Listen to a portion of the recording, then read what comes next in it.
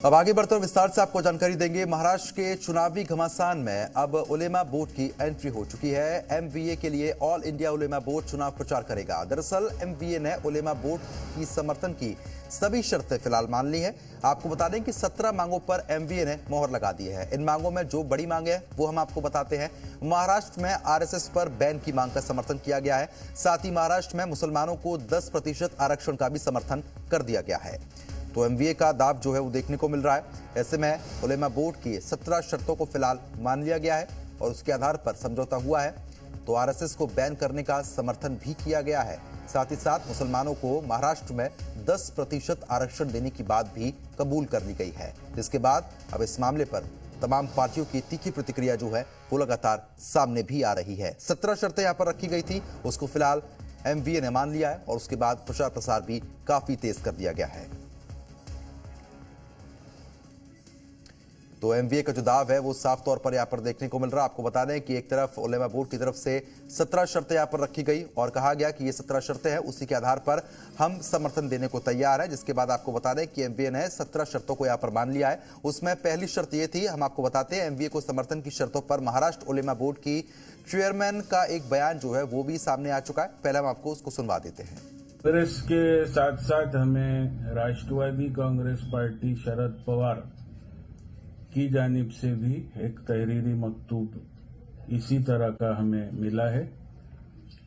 जो हमारे जिम्मेदारान की बातचीत हुई थी जयंत पाटिल साहब से और शरद पवार साहब से, उसके बाद उन्होंने भी हमें मकतूब रवाना किया है कि आपके मुतालबात पर हम मुस्तकबिल में अमली इक़दामात को यकीनी बनाने की कोशिश करेंगे।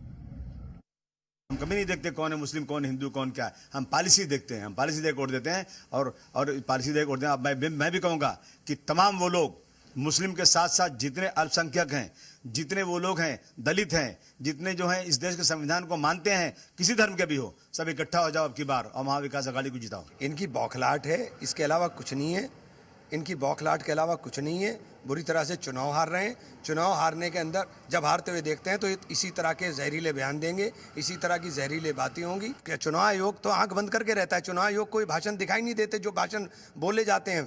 चुनाव आयोग को भाषण देखने चाहिए ना, सब भाषणों को देखना चाहिए। जो भी जहरीला बोल रहा है उसके खिलाफ एक्शन ले। आप सिलेक्टिवली एक्शन क्यों? आज ये कंप्लेंट दाखिल कर दिए, वो पुलिस कमिश्नर से बात करके मुझे विश्वास है कि यह संस्था की जांच भी होगी, कार्रवाई भी होगी। वोट जिहाद करवाने के लिए अब जो प्लान लोकसभा में किया था वही प्लान एक्टिवेट कर दिया गया है। कई ऐसी सारी एनजीओज हैं जो लगातार तुष्टिकरण के आधार पर, वोट बैंक के आधार पर लोगों के इत्तेहाद के लिए एक काम करने का प्रयास कर रही है। तो वहीं पूरे मामले पर कांग्रेस सांसद इमरान मसूद का क्या कुछ कहना है, सुनिए। ये इनकी बौखलाहट है, इसके अलावा कुछ नहीं है। इनकी बौखलाहट के अलावा कुछ नहीं है। बुरी तरह से चुनाव हार रहे हैं। चुनाव हारने के अंदर जब हारते हुए देखते हैं तो इसी तरह के जहरीले बयान देंगे, इसी तरह की जहरीले बातें होंगी। देश के अंदर मोहब्बत की बात होनी चाहिए। देश मोहब्बत से चलेगा, देश नफरत से नहीं चल सकता। तो फिलहाल आपको बता रहे हैं कि मुस्लिम वोटों को लेकर डील जो है वो यहाँ पर देखने को मिल रही है। मुस्लिम वोट के बदले उलेमा बोर्ड की मुख्य शर्तें क्या है वो हम आपको एक एक करके बताते हैं। आपको बता रहे हैं कि 17 शर्तें जो है वो यहाँ पर रखी गई थी, जिसमें से सभी शर्तों को फिलहाल मान लिया भी गया है और साथ ही साथ एमवीए ने इस बात को मंजूरी दे दी है कि जो उलेमा बोर्ड की 17 शर्तें थी उसको फिलहाल हम मान रहे हैं, जिसके बाद समर्थन जो है वो भी यहाँ पर दे दिया गया है।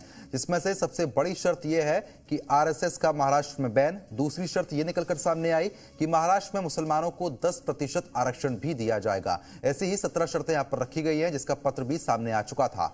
उसके बाद आपको बता रहे हैं कि पर्चे बांटकर बीजेपी के खिलाफ माहौल बनाया जा रहा है। 400 एनजीओ के साथ होने का दावा भी यहां पर किया जा रहा है। मुस्लिम वोट को पोलराइज करने की कोशिश भी की गई है। वोट ध्रुवीकरण का खेल जो है वो भी यहां पर सामने आया है, जिसके बाद अब बीजेपी की तरफ से इस पूरे मामले को लेकर तीखी प्रतिक्रिया भी सामने आ गई है। बीजेपी लगातार ये कह रही है कि जो ये कुछ हो रहा है ये सब कुछ गलत है और लोगों को भ्रमित करने का जो काम है वो यहां पर किया जा रहा है। लेकिन उलेमा बोर्ड की तरफ से जो शर्तें यहां पर रखी गई थी उस पर कबूलनामा एमवीए पार्टी का सामने आ चुका है। 17 शर्तों पर मंजूरी फिलहाल अब तक सामने आ गई है, जिसमें से सबसे बड़ी शर्त यह है कि महाराष्ट्र में आरएसएस पर बैन रहेगा।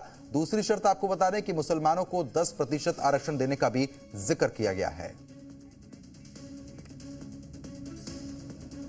तो वहीं आपको बता दें कि उलेमा बोर्ड के महाविकास अघाड़ी को समर्थन पर शिवसेना शिंदे गुट ने कहा कि अब हिंदुओं को एकजुट होने की जरूरत है। प्रधानमंत्री मोदी और आरएसएस इसको गंभीरता से ले। तो शिवसेना शिंदे गुट ने हमला भी बोला है। उन्होंने कहा कि अब हिंदुओं को एकजुट होने की ज्यादा जरूरत है। इस पूरे मामले को प्रधानमंत्री नरेंद्र मोदी और आरएसएस गंभीरता से ले, ये भी उनकी तरफ से कहा गया। उलेमा बोर्ड के एमवीए को समर्थन पर सियासत भी गर्मा चुकी है। शिवसेना शिंदे गुट की तरफ से कहा जा रहा है कि इस मामले को गंभीरता से लिया जाए, क्योंकि जिस तरीके से उलेमा बोर्ड की तरफ से 17 शर्तें यहां पर रखी गई, जिसमें से आरएसएस को बैन करना भी एक प्रमुख शर्तों में से एक था।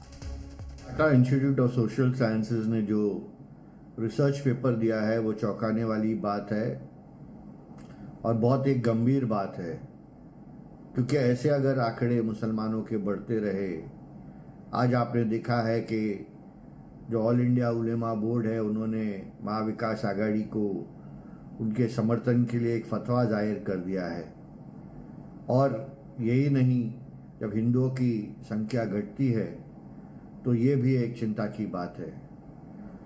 मुझे लगता है कि हिंदुओं को एकजुट होना चाहिए, जिससे हमारे सम्मान्य प्रधानमंत्री जी ने कहा, जैसे हमारे सम्मान्य मोहन भागवत जी ने कहा, और योगी जी ने तो बिल्कुल स्पष्ट किया है कि बटेंगे तो कटेंगे,